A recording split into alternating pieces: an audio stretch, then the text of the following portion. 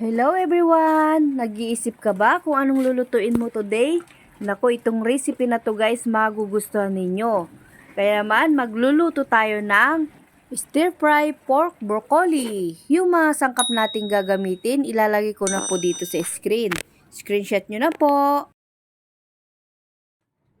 Una ko pong ginawa, ayan, ginayat-gayat ko muna yung ating broccoli. Sinama ko po yung tangkay niya kasi masarap din po yan. Ibabad muna natin sa asin para maalis yung mga insektong nakatago dyan sa broccoli. Kaya habang nakababad yung ating broccoli, ayan, ginayat ko na rin po yung ating baboy. Pa-slanting po, pahaba. Tapos po imamarinate natin. Naglagay po ako ng oyster sauce. Ayan, tansya-tansya lang po yung ginawa ko. Tapos naglagay din tayo ng soy sauce. Ayan, 2 kutsara. Siguro 2 kutsara din po yung oyster sauce na nilagay natin. Tapos pamintang durog or paminta powder. Naglagay din po ako ng cooking oil. Naglagay din po ako ng flour. Bali, 1 kutsarang flour po yung ating nilagay. Tapos haluin natin. I-marinate natin kahit mga 1 oras para malasang malasa na yung ating pork. Itatabi ko lang saglit. Tapos po yung ating broccoli, bablance natin kahit saglit lang po. Pagkakulo, papatayin na rin natin agad para hindi mo overcook. So ayan guys, papatayin na natin yung kalan kasi kumulo na siya. Hanguin ko na. Ayan. Tapos nilagyan ko po sa malamig na tubig para hindi siya mo overcook. Para ma-stop na yung pagkaluto niya. Ngayon naman sisimulan na natin maggisa. Naglagay na tayo ng cooking pan. Gamit ko Happy Coal, yung ating cooking pan. Happy Coal, baka naman. Ayan, naglagay na tayo ng kaunting mantika. Yung nakapong nilagay yung bawang, gisahin natin hanggang sa medyo brown lang po siya. And then, isusunod ko na rin po yung sibuyas. Ang gamit ko pong sibuyas ay sibuyas na puti. Pwede rin po yung red.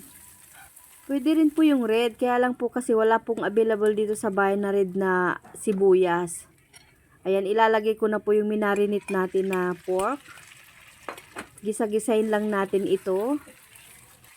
At sana po guys, bago matapos itong video na to, napasubscribe kita dito sa aking YouTube channel. At pakipollow nyo na rin po ako sa aking FB page. Jim's Cooking din po yung name ng aking FB page. Ayan. Maglalagay na tayo ng tubig. Nilagyan ko po yung pinagmarinitan natin. Yung pinagpakuluan din po yung aking nilagay na tubig. Ayan, haluin natin. Bali, lalapot na po yan kasi nilagyan na natin ng flour kanina yung bago natin i-marinate.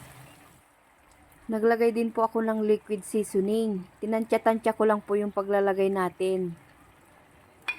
Yan, konting kulo na lang po o simmer yung ating niluluto ay lalambot na po yung ating karne.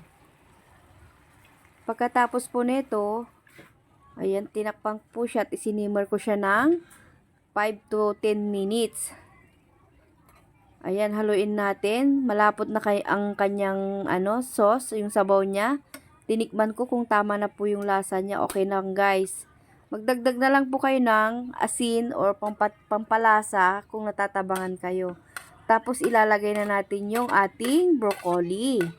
Ayan, malapit nang maluto guys. Haluin lang natin hanggang sa makotid lahat yung ating broccoli. Luto naman na yung broccoli natin. Huwag na natin masyadong lutuin kasi luto na yung broccoli. Ayan, perfect din ito guys sa handaan. Masarap talaga to guys. So yan po, marami pong salamat sa inyong panunood. Sana gustuhan nyo muli itong ating video. Pakipollow nyo po ako sa aking FB page at saka sa aking YouTube channel. Pasubscribe na rin po. Hanggang sa muli po. Bye!